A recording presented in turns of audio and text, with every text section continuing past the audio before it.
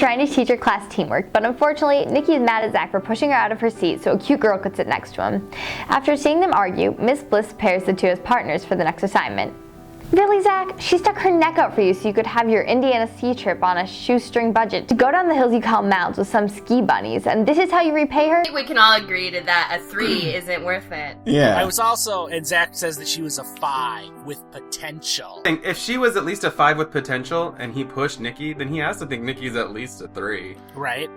So a 5 with potential, that means like when she takes her glasses off, she's an 8. And like, yeah, and shakes out the ponytail. Yeah, exactly. Do you think she grew up to be Inga? Like this 5 with potential actually became a 10? That's a beautiful swan story. I was confused as to who this girl was. Like, don't they have the same people on the bus every day? Yeah. Oh, I just assumed they took the public bus. Oh, I suppose that could be. I assumed it was the school bus, but you're right, it could have been a public bus. It's the only way it makes any sense. Yeah, you're right. I retract my objection.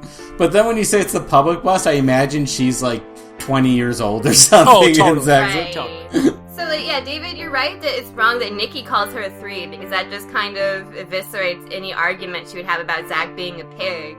Yeah. But she does call Zack a pig, too. Well, I agree, though. Like, Carol, if you're gonna shove me out of the way for some D, it better be some sweet D. Well, I assure you that it will be, but it might not read to you from your vantage point on the ground. Another episode about Zack's ego commences. Mind if I sit down, or do you think the room will lurch? So then Miss Bliss has this project in which she takes famous inventions and gives them to like a pair of students, and then they have to pitch it to her as if she was from a time when she did not know of these inventions, and they have to convince her. I don't get this. Well, they're supposed American inventions, right? Yeah. Like jazz. Yeah, but for a teacher, she has absolutely terrible penmanship. She writes a Mexican on the board. Oh. She wrote a Mexican. Because that's who actually invented these things and never got credit. Probably. I don't think it's a terrible project in terms of like forcing you to think about the context that these inventions were introduced to. And No, I'm kind of into it, yeah. You know, I mean, in terms of like trying to show you that Miss Bliss is kind of a clever, innovative teacher, I found that more effective than her having a mock game show. I'm just saying, if you're gonna talk about the greatest American inventions, where's rap, music, and comic books? Rise while you're way past your prime. Let me get into your mind, maybe teach you how to rhyme. I'm a master of crime, bar none, I'll assure you. Face me in a brawl that ship doesn't deserve to. I already killed a brain and turned it to spam. You'll also be so horrific, it will be sure to kill Cam. Counter-Strike and TF, how many others will you copy? Your head must be scrambled if you thought you could top me. Screech and a girl too squeamish to be casted later named Jennifer shows her just how allergic she is to teaming up with Screech. Screech gets paired up with a girl we've never seen before. Her name is Jennifer, and and they have the camera, and Screech is really, really into Jennifer. Do you guys think that this episode is the sole reason they added a 6th cast member for the next version of the show? Oh, I thought that too, yeah. Because they have nobody else to pair Screech up They're like, with. oh shit, we're pairing everybody off, but we have an odd-numbered main cast. Yeah, it looks better in a photo. Yeah. Lisa and Mikey decide that their project is on the typewriter, but Lisa objects, for she doesn't want to break her nail. If her parents didn't know about her wearing makeup, how can she suddenly go unnoticed in her house with the polished and manicured nails? Don't sweat it, Lisa. I'll do the typing. I grow my own. He continues her cheap shots on Zack, commenting on how the gal on the bus wasn't even that cute. Well, at least you know they'll be teaming up to invent marriage counseling. Close. They're paired to do their piece on a telephone. Later that evening, Miss Bliss is typing on the nail-breaking machine, for she has her deadline to write an article on Good Earth magazine. Environmental magazine or cooking magazine or promotional magazine for Good Earth. Wow, she writes too? That's a newly acquired trait never mentioned here. Later that night, Tina storms into Miss Bliss's house, saying that her boyfriend broke up with her, leaving her homeless. And thankfully, Miss Bliss agrees to take her in. Better question is, why is she knocking on her door at midnight? Apparently, Tina's boyfriend Donnie kicked her out of her own apartment, and she follows Bliss's advice on honesty is the best policy. But that may not be the best medicine when your boyfriend has the power to make you homeless. Miss Bliss is typing on her typewriter. Cutting edge. Then the doorbell rings, and it's Tina, who has broken up with Donnie, who's apparently her boyfriend. Or who's gotten broken up with. But Yeah. He kicked her out of the apartment and then rented it to somebody else at 9 p.m. at night. And I'm trying to figure out what actually happened here, because none of this actually makes sense. Yeah, wait, so they weren't living together, but he kicked her out of their apartment? No, they were living Yeah. together. So then he rented the apartment to somebody else, the apartment that he lives in, to someone else. Yeah, where's he then? Well, Was she dating her landlord? Oh, yes. I just think that he had an exit strategy. Yeah. Which He's you like, would I'm gonna if make you were- sure she doesn't come back.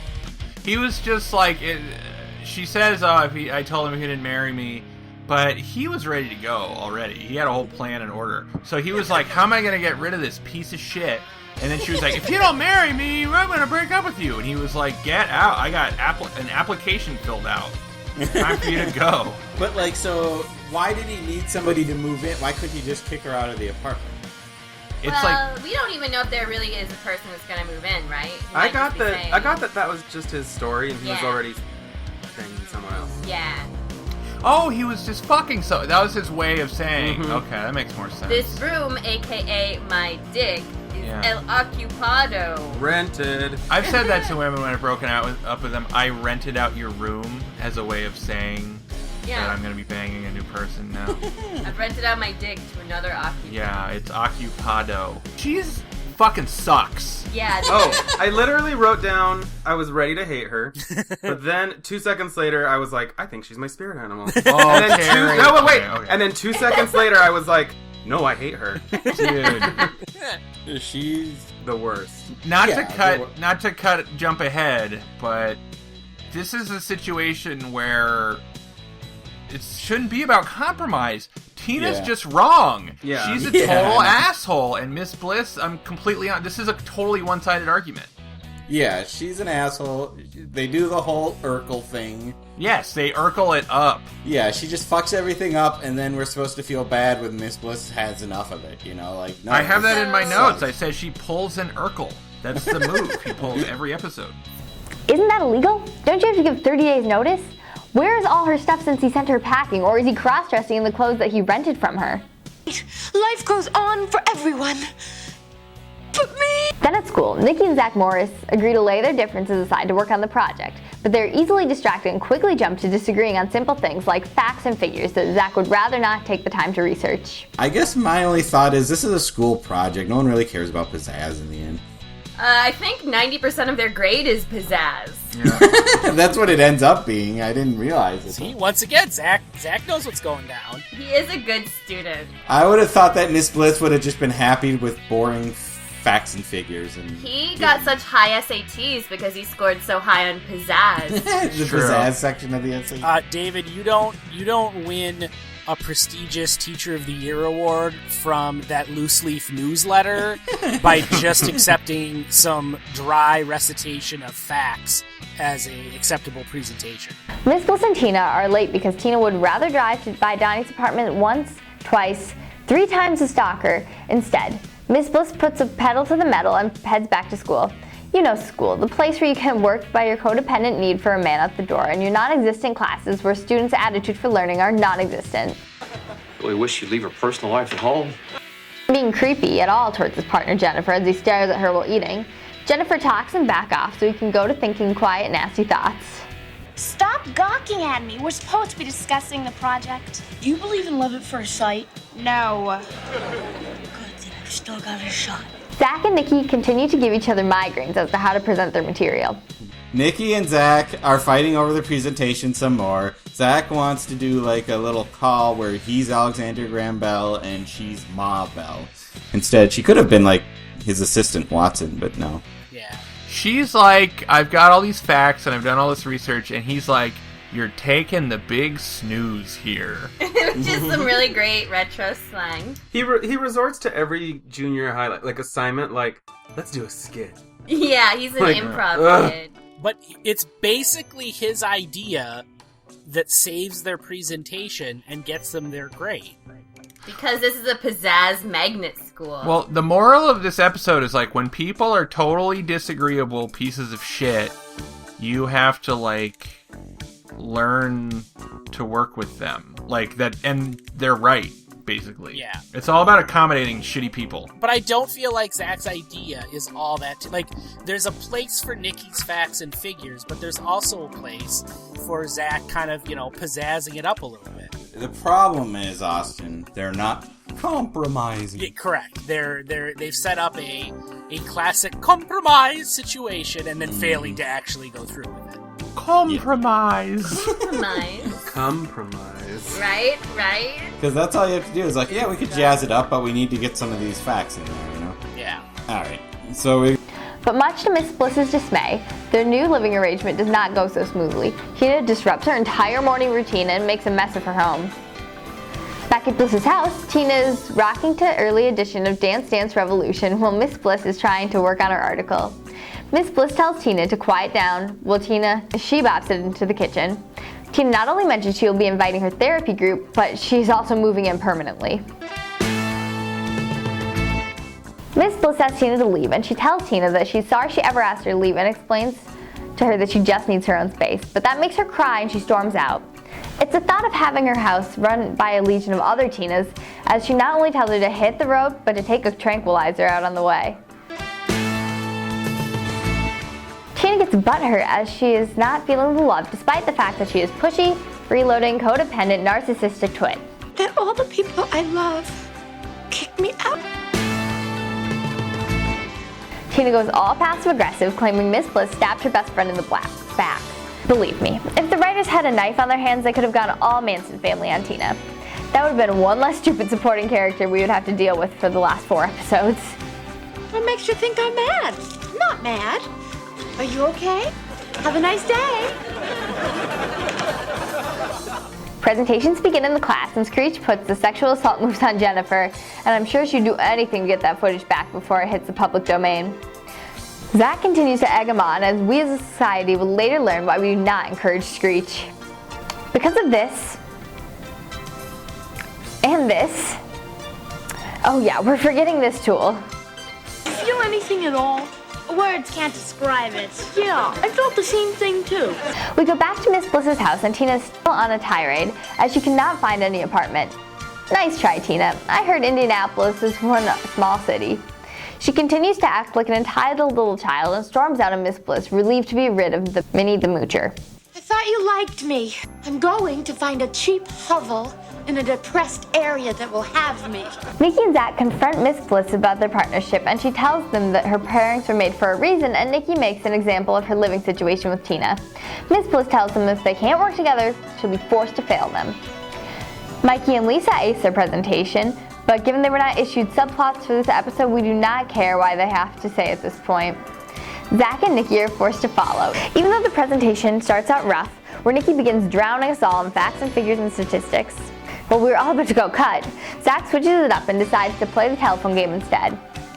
Nikki and Zack were able to make up, and they end up earning an A- on their presentation. Zack decides to use telephone to talk out the problems, which fulfills the theme of the presentation project. We find out that they used to play Little League together and that he warms Nikki's heart. They get an A-, but I call baloney on this one because it fulfilled the requirements. What does a student have to do to get an A? Shove a peel down her throat? Nikki's doing a perfectly cromulent class presentation, but Miss Bliss is just playing hardball with her. And now is Miss Bliss in her prairie butter garb. Yeah. There we go. I like Miss Bliss in her British accent is doing a country accent, and she's like, "Can I get milk from a phone?" Yeah.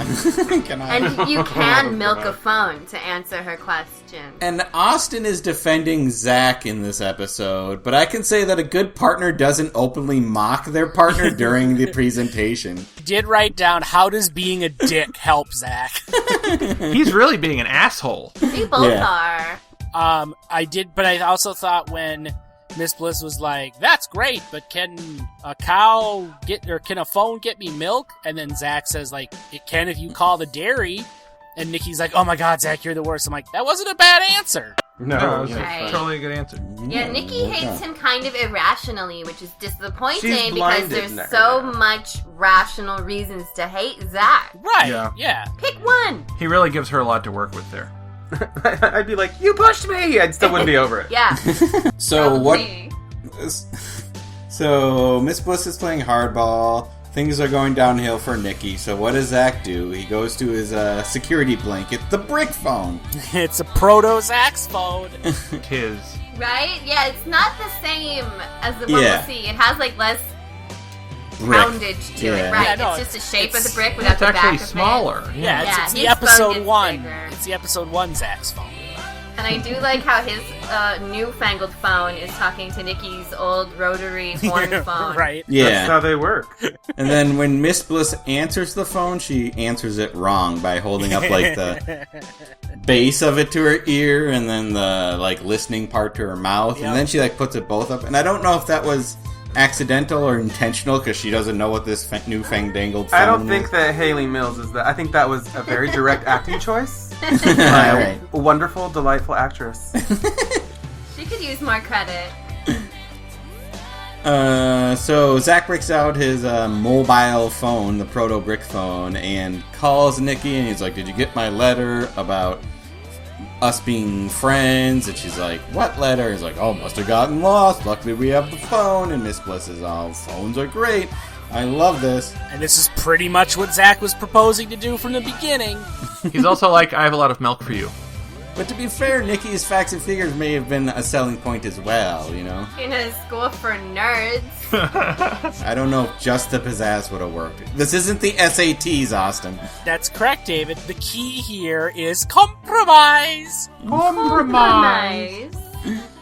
And then Miss Bliss wants to know if she could get a mobile phone for her horse, which sounds like a very modern joke. Actually. Horse phone. Horse phone. Horse phone. Also, Phone. I also like how Zack and Nikki go on a little like meandering road trip down memory lane here about playing Little League together, and I'm like, how is this helping the project? He's like, remember when we rode our bikes to see E.T.? We were so scared. That's exactly what it reminded me of. Yeah, me too. Remember when we peeped on that old lady soaking her titties? Oh, When they spied on Miss Bliss and Tina scissoring. So, That's how they found out that she was living there, right? Right, yeah. So just last episode, they did like talk about peeping nostalgically. Yeah. But that was with, what's his name? The other Mikey, Yeah, that was Frodo with Mikey. Slater. the other soon to disappear cast member. So David, Yeah. did you write Stay away, Mike. down what grade Zack and Nikki got on this project? Wasn't I it did. like a B plus? It was an It was A an minus. A minus, right? And it was because there was no sexual harassment in the what I project. would like Well, to it know, certainly wasn't because they learned to compromise. what I'd like to know is what was it in their project that made it better than a B plus, but worse than a solid A? I don't know. The fact that they didn't work together at all. Yeah. But- the fact that this presentation was very ad hoc and off the cuff instead of planned out. But yet still good enough for the A minus? Yes. Well, Nikki at the last minute is like, yeah, the phone. And that's worthy of an A minus, I guess. Yeah, the phone. Now with 2 minutes left and one more subplot to go, Tina arrives at Miss Bliss's house. She offers peace offering of bran muffins, which she learns a valuable lesson about friendship. She is relieved and worked out her problems, will rent a guest house on the next block from Miss Bliss. They will forever solidify their bosom buddies friendship after cancellation, as she will continue to be the same annoying person that she was from day one. I've rented the guest house on the next street. It's gonna be great. Every morning we'll jog together and we'll have our own hot showers. And then I am gonna make you the best breakfast.